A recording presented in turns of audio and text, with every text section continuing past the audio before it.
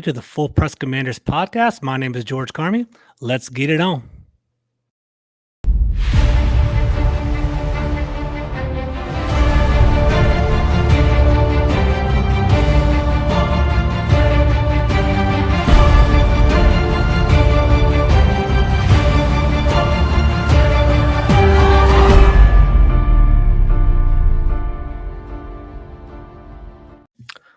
What's up, everybody? It's George Carney from the Full Press Commanders podcast. I'm here with my man, Mark Bullock, today. How you doing, Mark?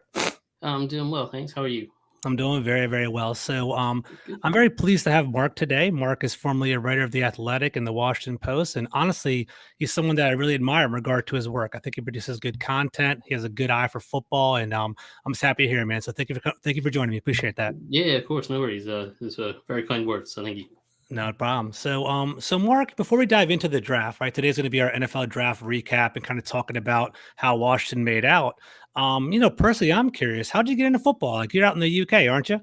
I am, as you can probably tell from the accent. But I lived in the States when I was younger for 5 years. My dad's job took us over to the States for a few years, and I grew up with some American sports, and then we moved back to England, and I kind of fell out of US sports a little bit, but and kind of went with the normal football or soccer over here, and a couple other sports here. And then as I got to my 20s, the NFL started being shown more and more regularly on TV here, and I kind of picked back into that. And I've always really liked kind of, rather than the shouting and screaming at the referees, why are you doing this? And what is that player doing? He's rubbish, and this kind of thing. I would kind of like sit back and think, well, why did this thing happen? And why did that player make that mistake? And the NFL, because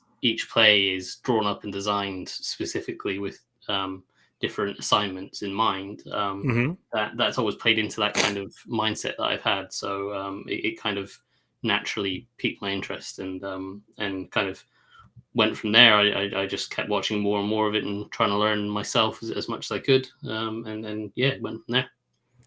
Gotcha. So the $1 million question is, why the Washington Redskins? Why the Commanders out of all NFL teams?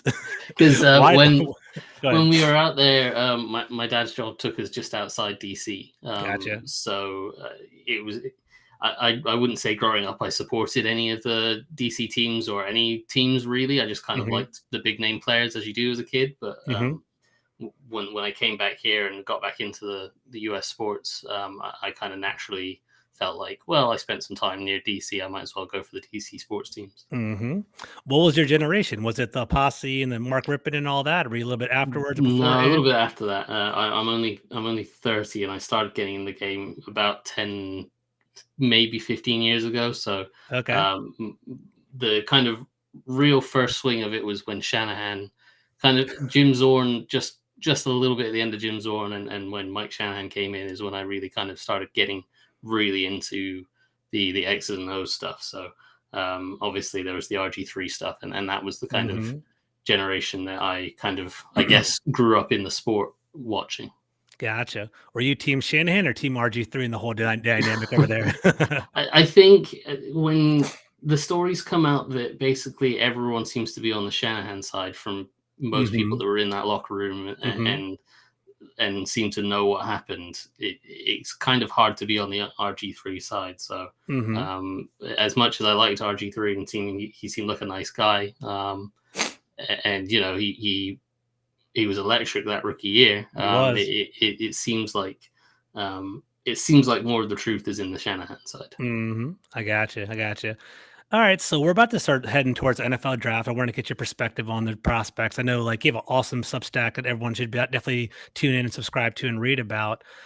Before we get into the draft, what's your overall perceptions of the team? Do you think the team's moving in the right direction? Were you a big fan of the Wentz trade? Are you a fan of Rivera? Where are you at right now?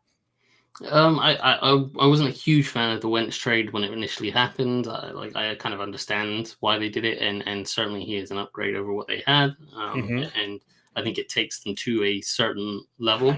And in this division, given the schedule they should have this year, which on paper is a lot easier, and hopefully they have less injuries, then it should do for them what it needs to do for the likes of Rivera and the two Martys to keep their jobs and keep building the team. So um, I personally I do like Ron Rivera, and obviously he's a Mhm. great character, and he was the right guy at the right moment for this organization in Mhm. terms of trying to establish a culture. I do believe that.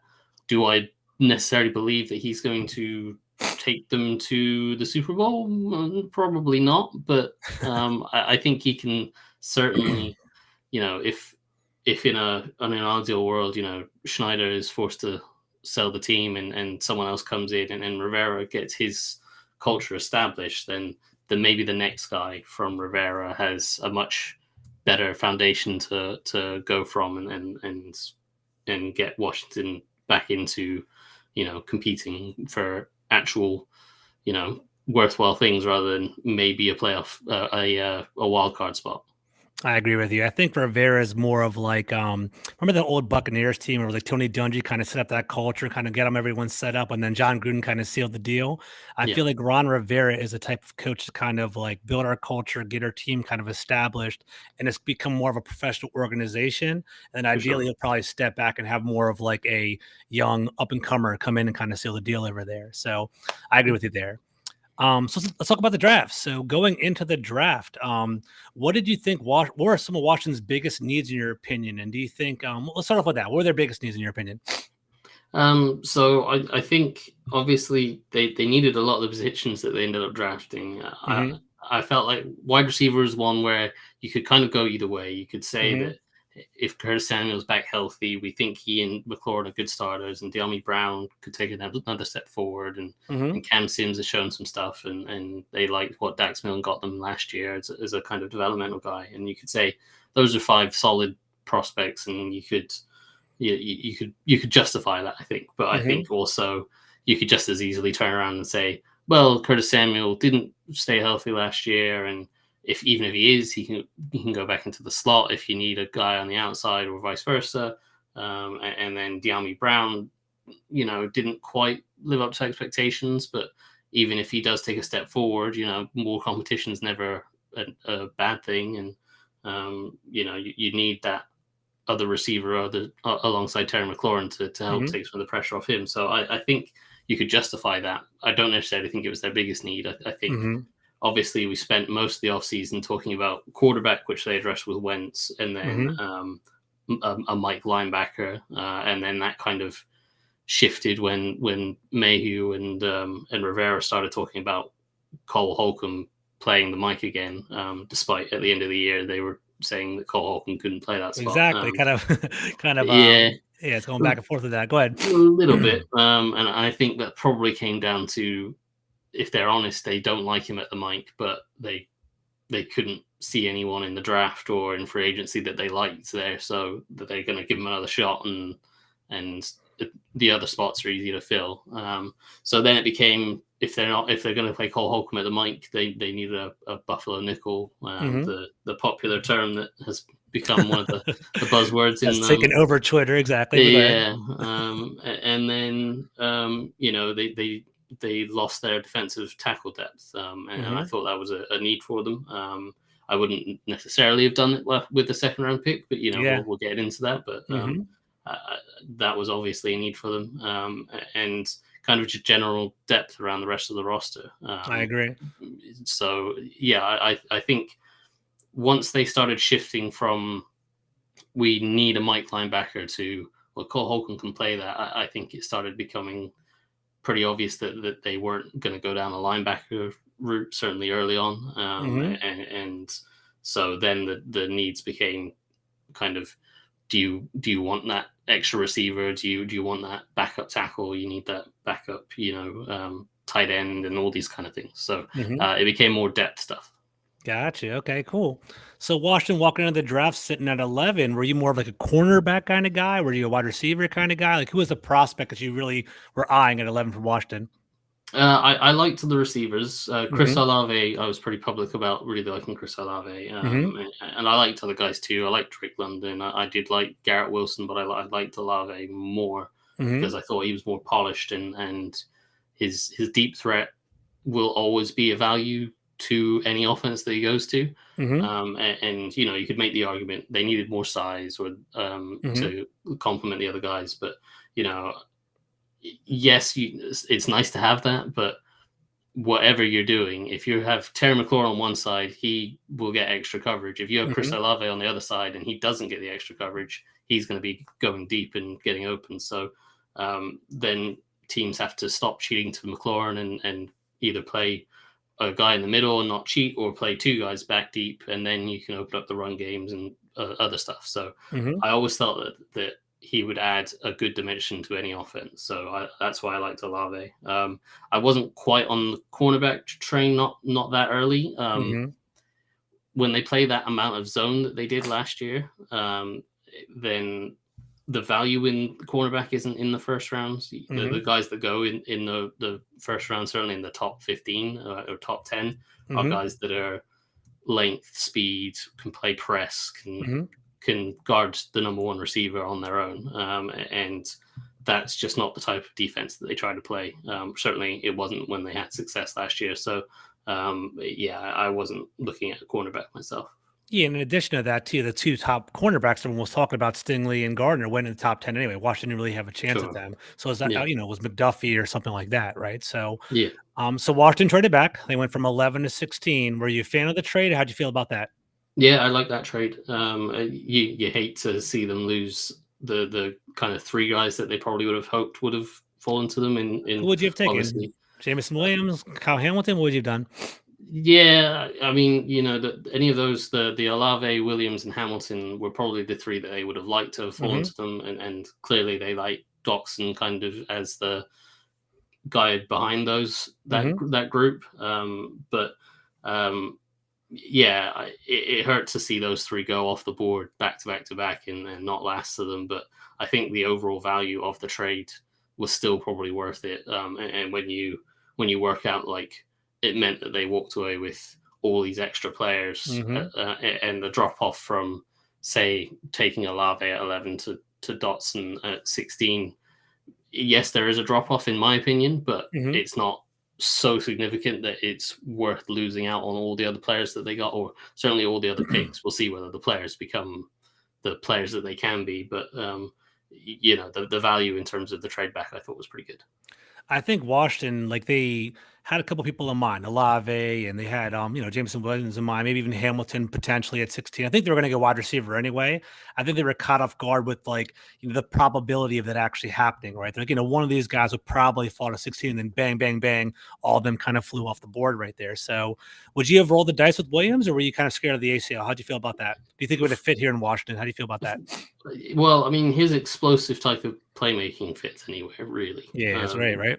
If you can't make use of that, then you shouldn't be an offensive coordinator in the NFL. So he should have fit anywhere. I think the concern with his fit with Washington would be how healthy could he be? How quickly could he get back to full health? Hmm. And a lot of people were talking about he wouldn't be ready till November, and then even then, that's not necessarily 100%. That's just healthy and cleared to play, but he's not then back up to himself until probably next season. So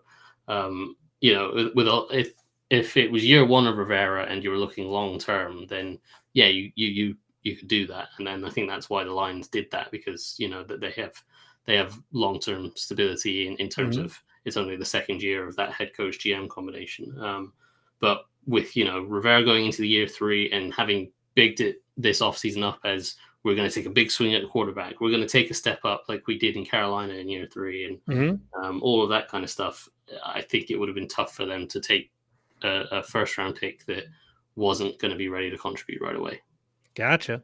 So what are your thoughts on Datsun? Was he a reach in your opinion? Are you happy with him and his fit in Washington? Like what's your perception so far? I know it's early. He hasn't even walked on the field yet, but Yeah, what are your thoughts?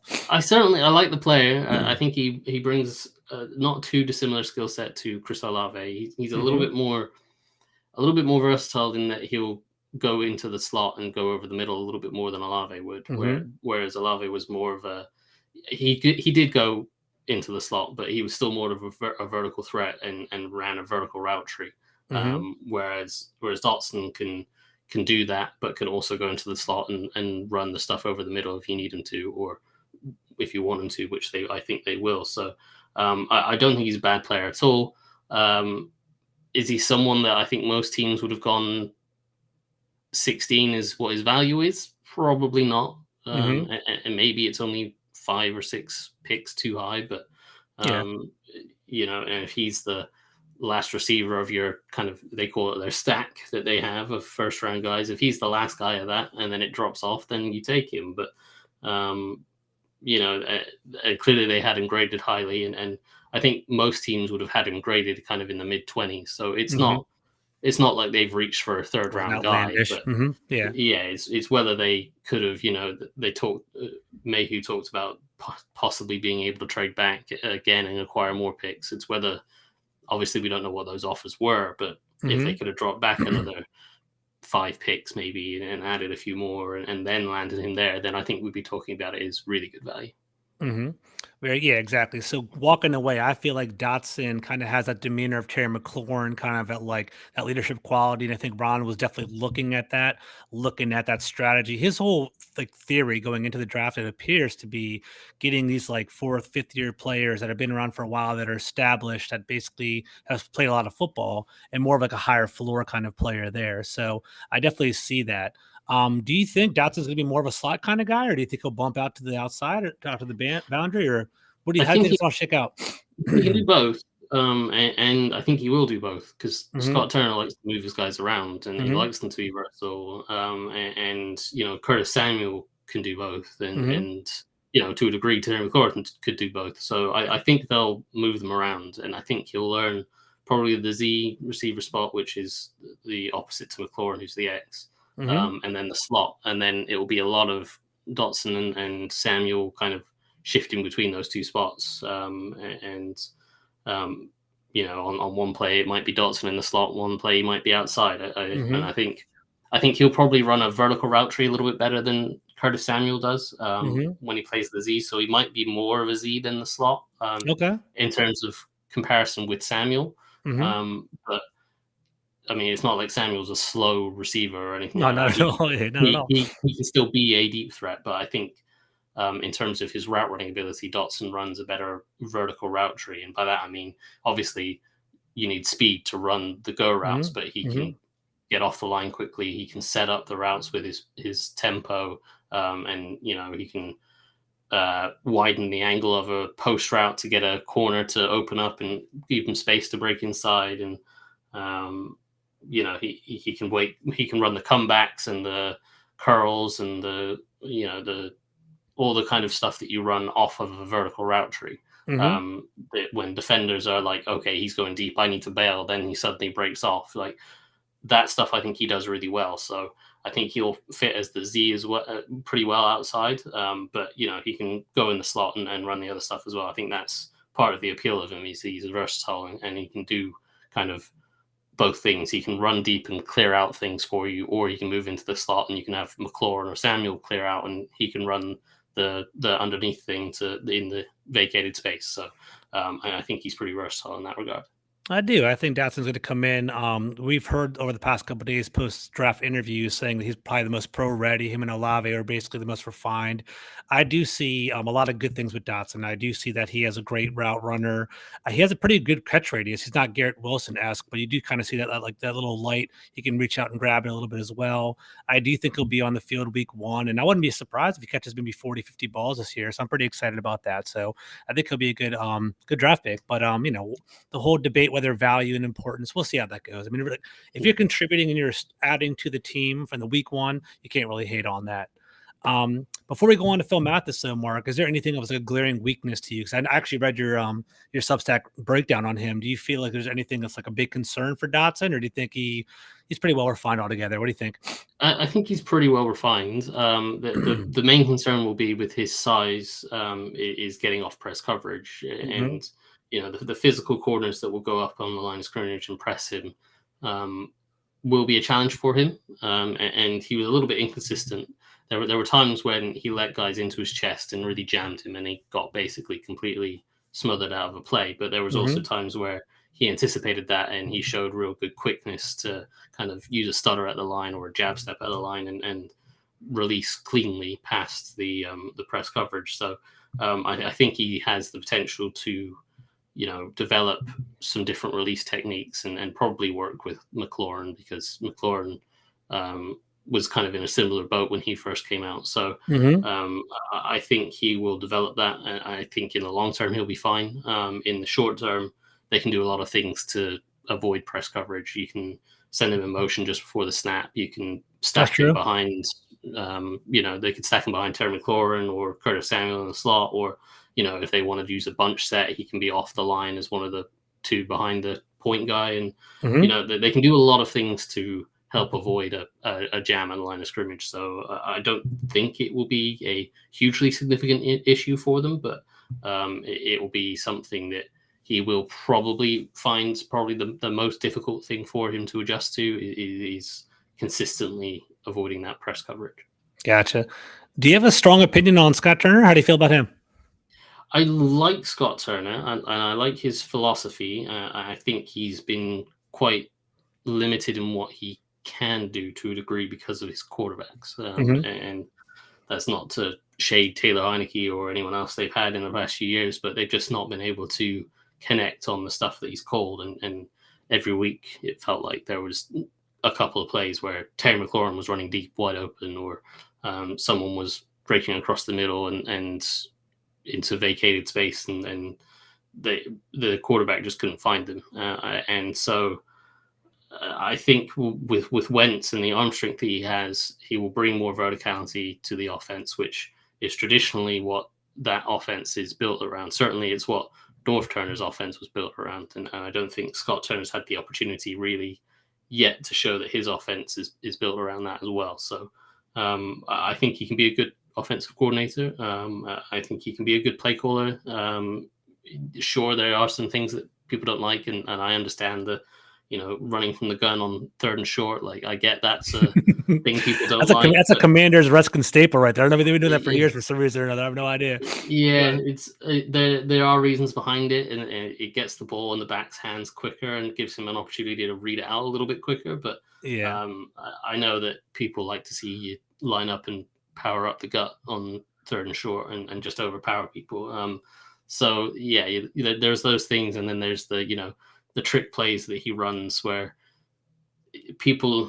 I think people have too much of a tendency to be results based on those trick plays. Like, Mm-hmm. if it's a fundamentally sound play, it shouldn't matter whether it comes off or not. If he calls this trick play and the whole defense completely gets sold by it, but it relies on, like, I don't know, Logan Thomas throwing the ball to Taylor Heineke and Heineke drops it, or Thomas sails it over his head, Yeah. that's not the fault of Scott Turner. It's Like, he's designed execution. a good play. He's got a wide open play. It's just poorly executed. So I'd be pretty um, disappointed if Taylor Heineke was running routes on our team anymore. So hopefully that that's doesn't true. happen anymore. That's Yeah, true. but I But feel you. I just see where you're coming from there. yeah, so I think the trick plays, like, he calls them in situations where teams wouldn't be expecting them, which is when you want to call those. Like, Mm-hmm. on 3rd and short, and it's the thing where if it doesn't work, people go, "Oh, he's being too cute." But it's not. It's those situations on 3rd and short. Everyone's thinking you're running up the gut,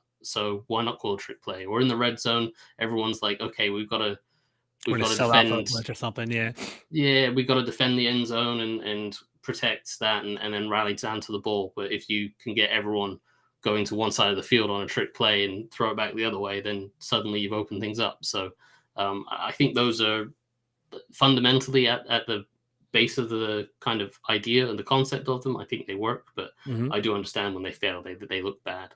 Gotcha. Gotcha. All right, let's move on to the second round, right? So the Washington Commanders, they dip into that Alabama well one more time. We add Phil Mathis to the whole dynamic there. Um, there are a couple of names on the board. There's Chad Muma on the board, Trey Anderson on the board, Jaquan Brisker on the board. Um, there's a pick your flavor, right? There definitely was options at 47. Were you happy with the pick? Did you think it was a big disappointment? Do you see it now? Like, where do you stand on this whole pick right now? Uh, I didn't love it at the time, and having watched him, you can justify they needed defensive tackle depth, but that was Mm-hmm. kind of like putting out their own fire, because they kind of mishandled the whole Settle Ionitis thing once they Mm-hmm. made the Carson Wentz trade. Mm-hmm. So by letting both of those go, they needed the depth, and I said kind of jokingly during the offseason that it wouldn't be a crazy idea if they took Jordan Davis at 11 because Mhm. he's such a good defensive tackle, such a good space eater, and he would allow them to do a lot of different things up front, and it would future-proof the defensive line if Deron Payne's leaving next year and what have you. So um, I understand the idea of taking a defensive tackle in the second round. Just don't love the value of the guy that they got Mhm. because he.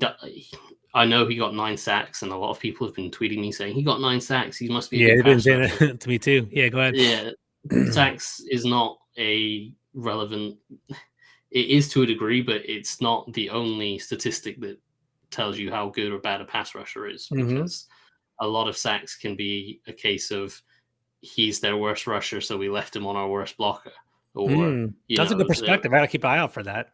Okay. yeah, well, like, so there was one of his sacks that I watched where they did a lot of stunts at Alabama, and he was Mhm. often the guy that was stunting to the edge to contain and let the edge rusher loop in behind him and try to get a free run inside. Mhm. And so when he would stunt to the edge, he would get stonewalled pretty easily by a right tackle. But Interesting.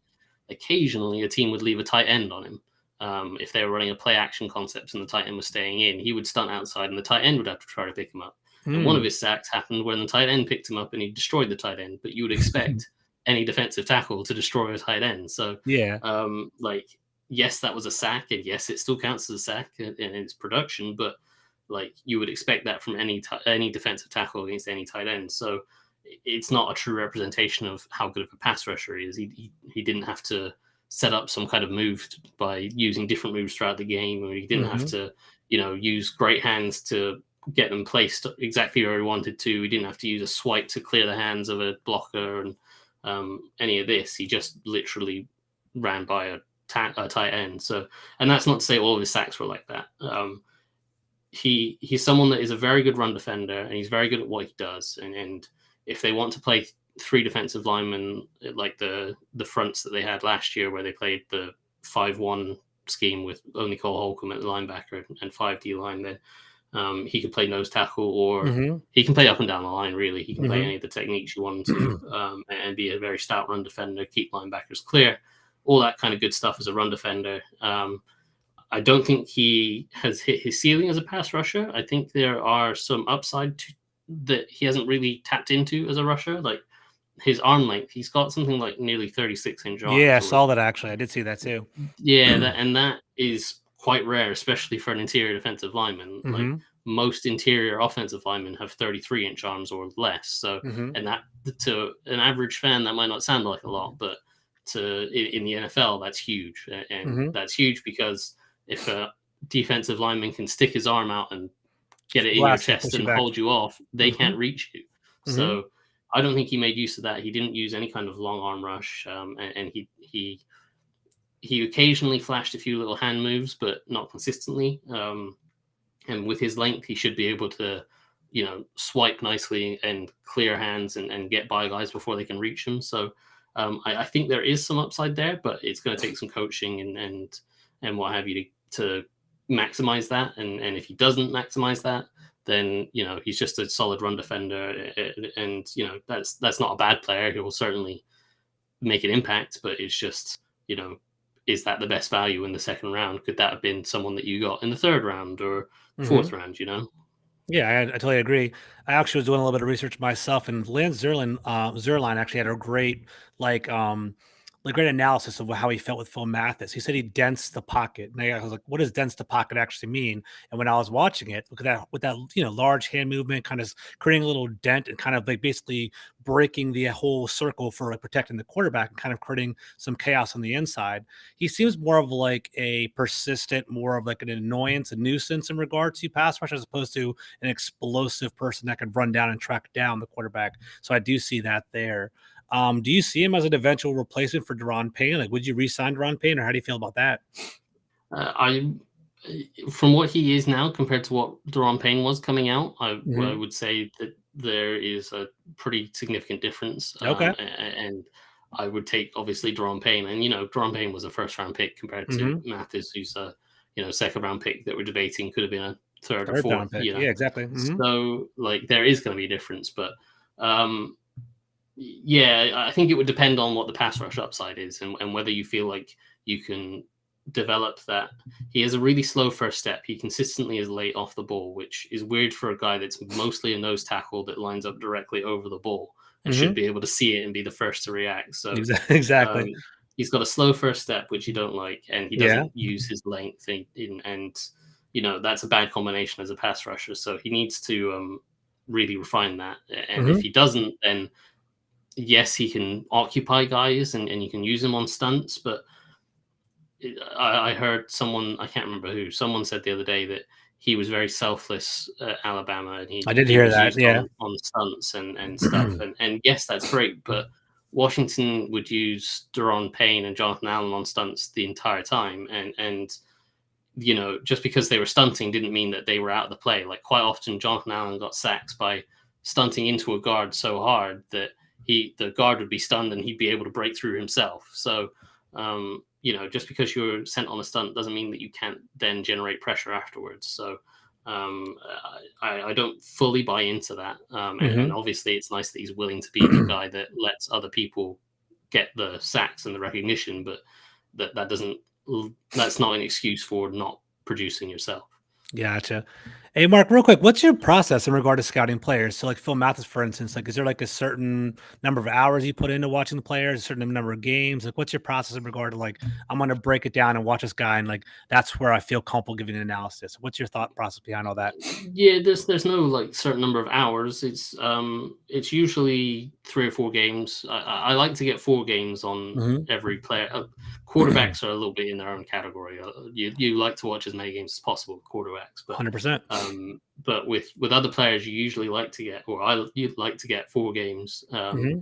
if that's possible. It's not always easy to source the all 22 for college players, but getting 4 games if you can, it gives you a real good understanding of a player. But sometimes you get an understanding from like 2 games or 3 games, or sometimes you get a real good understanding in the first game. Like Mathis showed a repeat like technique against run defense where Hmm.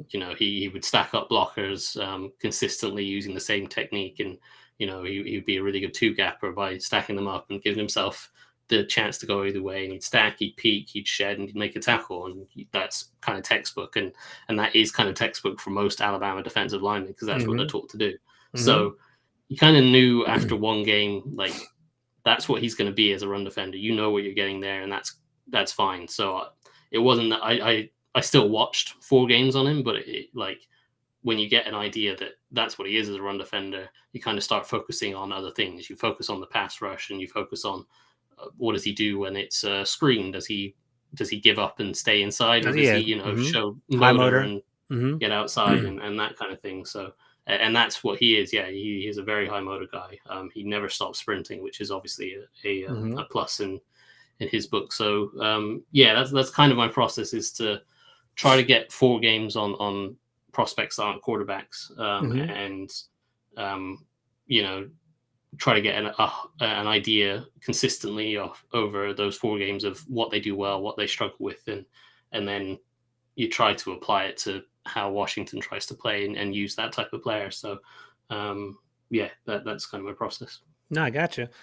Being a permanent captain for Nick Saban and being part of the Alabama program for a couple of years, definitely to come in, pretty refined, pretty, have some leadership skills. So he should be able to contribute, pretty consistently. Let's pivot. Let's do one or two more players. We can kind of wrap it up real quick. So, Sure. moving along with number three, round three, Brian Robinson the third, or sorry, Brian Robinson Jr. Excuse me. Do you feel that, like, for one, do you think running back was a need? Let's kind of go this. Like, was running back a need? How do you feel about Antonio Gibson? We'll start off with that. I think they probably wanted another guy in there. Yeah. I like the three that they have with Gibson and McKissick and Jarrett Patterson, but Hmm.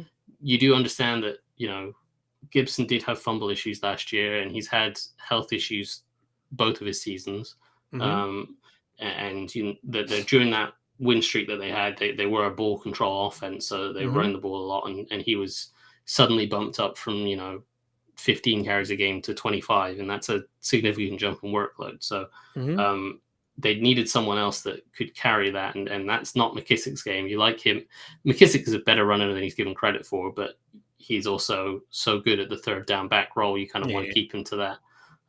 Jarrett Patterson, I think, showed some good stuff, and I would like to see him given more carries, but at the same time, like the concerns that left him undrafted about being too small and maybe a little bit fragile because of his size, would he be able to take on the workload? I don't know. So I think in general, in the third round, I'm fine with taking a running back. I For agree. Washington, though, I think maybe they could have waited, but Okay. I understand that it wasn't necessarily a need for them in the third round. But I don't have any issues in general with. I know there's a lot of people that talk about value with running backs. I think third round is fine for running backs in I agree. general. It's just whether Washington felt like Antonio Gibson had enough question marks about him to give him that competition or the 1-2 punch, as they like to call it, with an extra back. No, I agree. So I think all your analysis is fair. I think Antonio Gibson, I like his upside. I do like his pass catching ability. I do think with a heavy workload, he does kind of take some kinks and kind of lose some like diminishing returns in regard to what he can produce. So I do kind of like giving him a blow there. I do think the third round is a nice sweet spot to find running backs. Like, we're starting to see the value of running backs go drop more and more every single year. It might even be the second year in a row where a running back wasn't taken in the first round. It's starting to become more of a prevalent option, something that we're seeing every single year. So getting a running back in the third round really isn't that bad for me. I think you and I might be on the same page because I read your article about Brian Robinson. But do you think he was the right guy? And a lot of people are on Twitter kind of talking about like, hey, he's a Peyton Barber replacement. I see more than that. I think he's more of like he can definitely take on more of a workload. So let's kind of touch on that. Like, let's talk about Brian Robinson. Tell me about his did you like him in college, and do you think where's his role? What's his role in Washington? You think? Yeah, I did like him in college. I didn't study him before the draft individually, but I watched obviously like Jameson Williams and a couple of different players that were playing on defense against Alabama. And every time I watched Alabama's offense, Robinson did make a couple plays that kind of made me go, "Oh, that's a nice run. That's a good player there." And so I was aware of him and then studied him. I think he's a good player. I think he will contribute to Washington this year. He's definitely more than that Peyton Barber short yardage back. And yes, he can do that kind of stuff, but I think he's capable of handling a big workload. I mean, he just proved that at Alabama last year that he can handle the bigger workload, and the whole no fumbles and ball security and that kind of stuff. It's somewhat of a cliche, but it does matter, and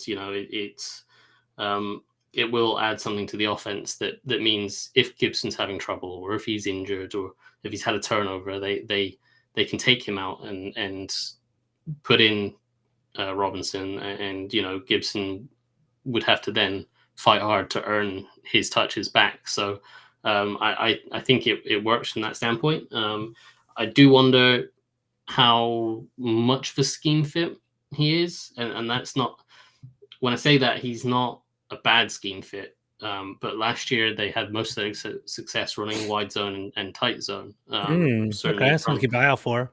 from under center they ran a lot of wide zone, and that's where you saw those linemen get tons of movement and create these big cutback lanes, and Gibson was quite nice, as they kept calling him a slasher, where he makes that one cut and go, and he was really good at that.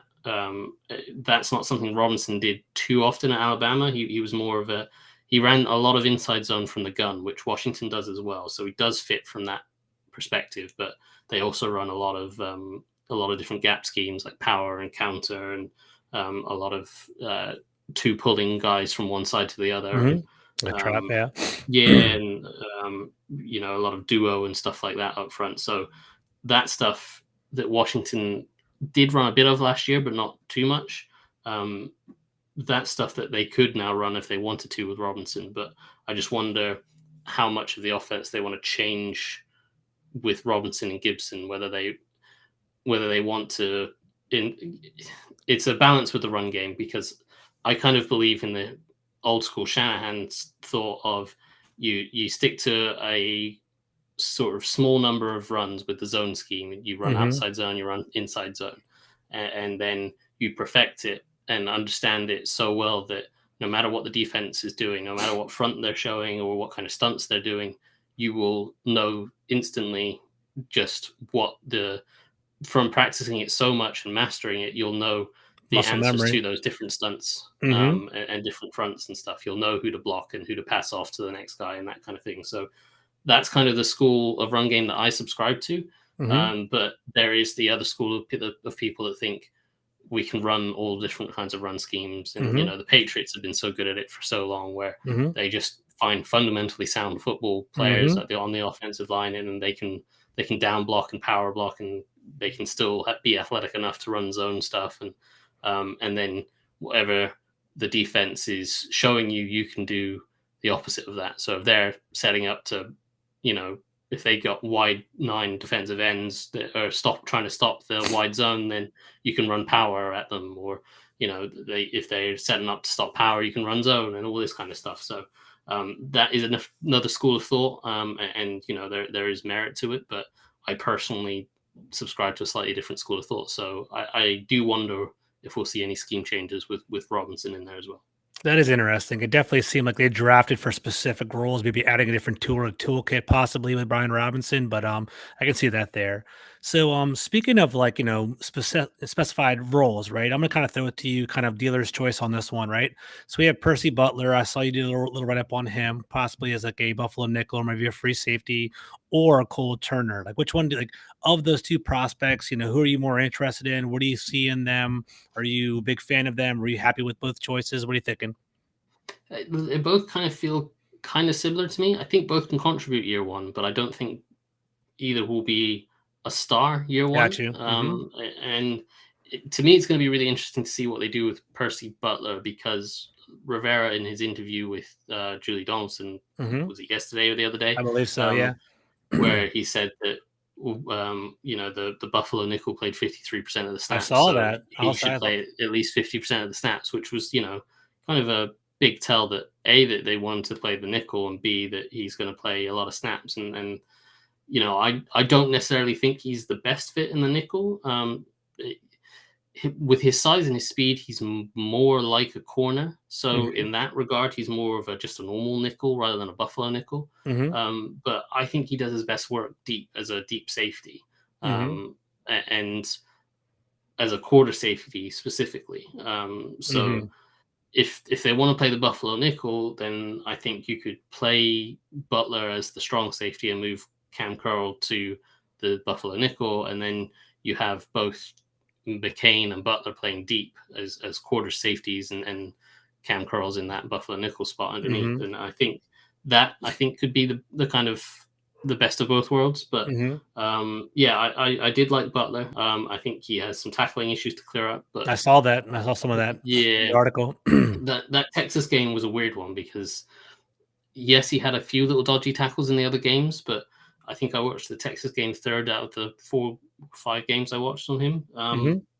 And like the first couple games, like there was maybe one or two, and you're like, that was iffy, but it's not terrible. Mhm. And then suddenly that Texas game, he just misses like 4 or 5 tackles, and it's just like this is a problem. So that definitely needs to be cleared up. But other than that, I think he's got really good instincts as a safety, and he really understands the different types of coverage concepts that you can use, and not just a basic quarters or a basic cover three. It's pattern matching coverages, it's bracket coverages, it's understanding the concept as a whole rather than just one role within it, and I think that's a very encouraging sign for him. Gotcha. I agree. So one more question. So we have 2 more questions, right? I'm going to ask you basically about Landon Collins next. Then we're going to end it on Sam Howell and how you project him and how you feel about all Sam Howell being in DC. Okay. All right. So Landon Collins, and just Cam Curl in general. Do you think Washington is still in need of adding someone to play that bigger nickel role, or do you think like if you're Ron Rivera and you're a fan, you follow the team pretty well, would you pursue Landon Collins and maybe put him back into the mix, maybe play the Buffalo nickel role, or do you think that's a detriment to Cam Curl and basically sets him back? And because Cam Curl, probably has better coverage of the two people right there. What do you think about that? It depends on what kind of system they want to play.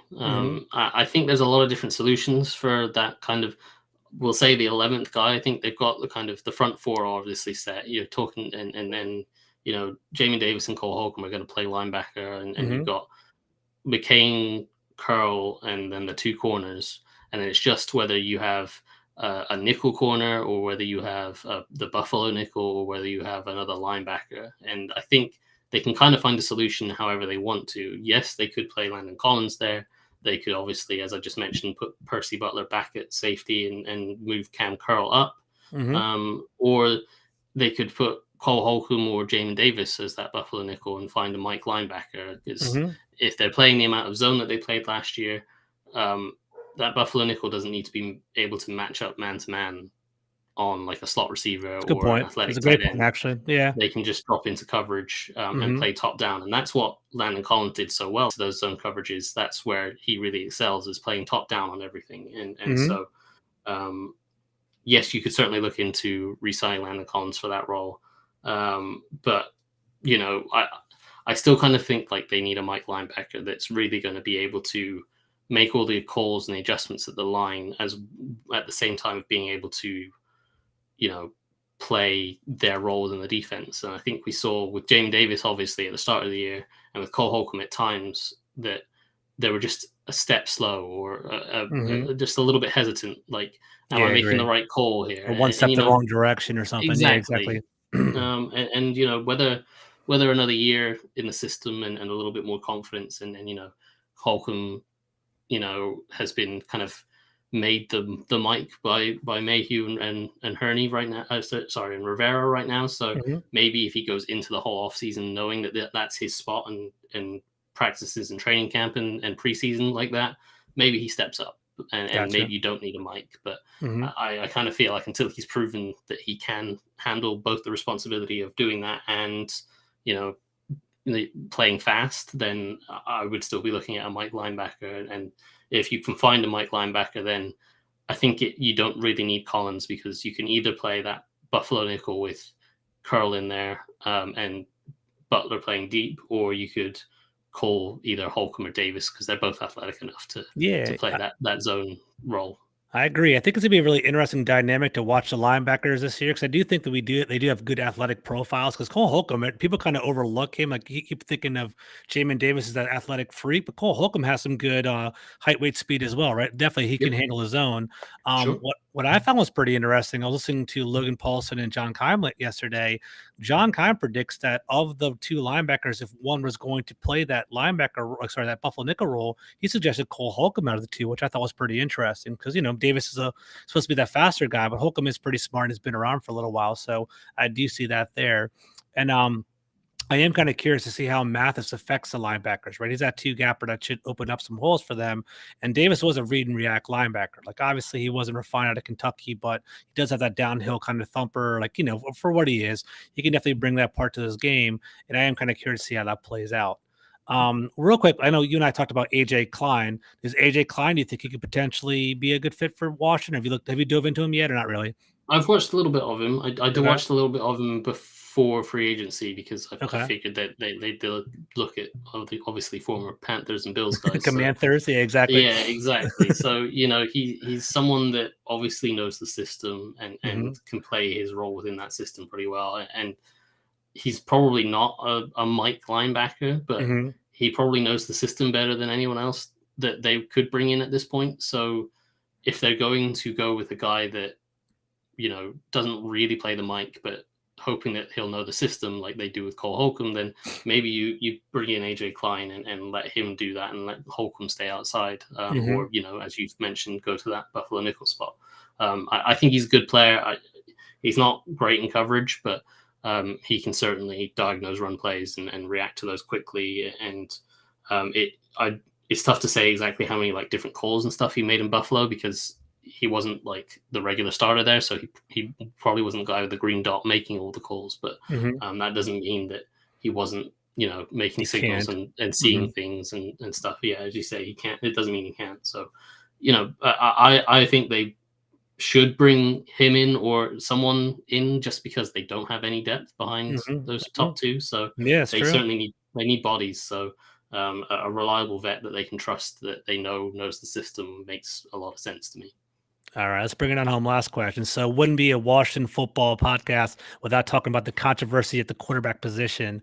I, I personally don't think Sam Howell is going to really threaten Carson Wentz, but I guess I'm more of the ilk of just kind of talking about Sam Howell. Like, were you a fan of him in college? Do you think he has long term potential here?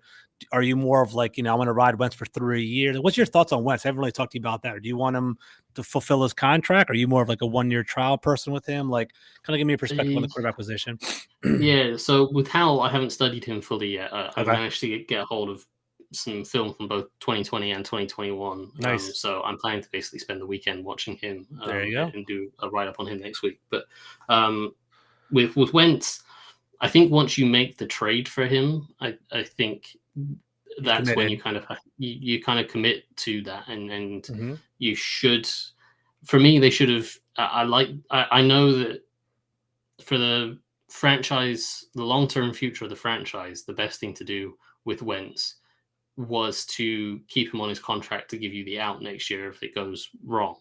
mhm. But the long term future of the franchise isn't necessarily tied to Rivera and Herney and Mayhew. That's true. So those guys, in my mind, if they feel like they need to win, they should have, spread out that cap hit along those 3 years that he has left. Said, right, well, we've made the trade, we're committing to you, and then made some extra moves in free agency, or get someone like Terry McLaurin signed a little bit earlier, so that Mhm. that price tag of the wide receivers doesn't go up before everyone in free agency goes nuts and signs Christian Kirk to stupid contracts and what have you. So yeah, I think once they made the move for Wentz, they probably should have also moved the contract and made themselves some more cap space to do some more things. But um, for certainly for if you're not a believer in Carson Wentz bouncing back, and to me, them not changing the contract suggests that they're not really. Mhm. They're just I would hoping that he can be solid and better than Heineke, and be the 15th or the 16th best quarterback in the league, and Yeah. hope that that's enough with the team that they have, that they can get to the playoffs, and it might well be. Gotcha. Gotcha. So, Mark, thank you for everything. You've definitely been very patient with your time. I really appreciate that. Yeah. You are just a patient person in general. I see a lot of people will definitely give you your praise and your critiques on, on Twitter all the time. This is kind of the nature of the beast right there. Yep. To kind of bring it on home, kind of talk about, where they can find you on social media, what upcoming projects you have, if you don't mind. Yeah, so my Twitter handle is at Mark Bullock NFL. So you can find all my tweets there. And I'm doing articles on Substack, which is markbullock.substack.com. And it's a subscription site, so you do have to pay £5 a month. Sorry, $5 a month, not pounds. But that gives you access to all my articles, and yeah, all of my breakdowns and all the draft picks. And so I'm currently working on Cole Turner. Should be a post tomorrow morning on Cole Turner. And then, as I said earlier, I'm watching Sam Howell over the weekend, and hopefully at the start of next week, I will have something on Sam Howell. And guys, I can vouch for Mark. I don't subscribe to a lot of things, but I do subscribe to his Substack. It's actually great. It's one of my evening reads. I definitely learn a lot from him, and he's a great follow on Twitter. So definitely take a look at that. Guys, that's it for today. I'm George Carney from Full Press Commanders Podcast. You can follow me at Gcarmy21. Thanks for listening. Talk to you guys soon. All right, guys.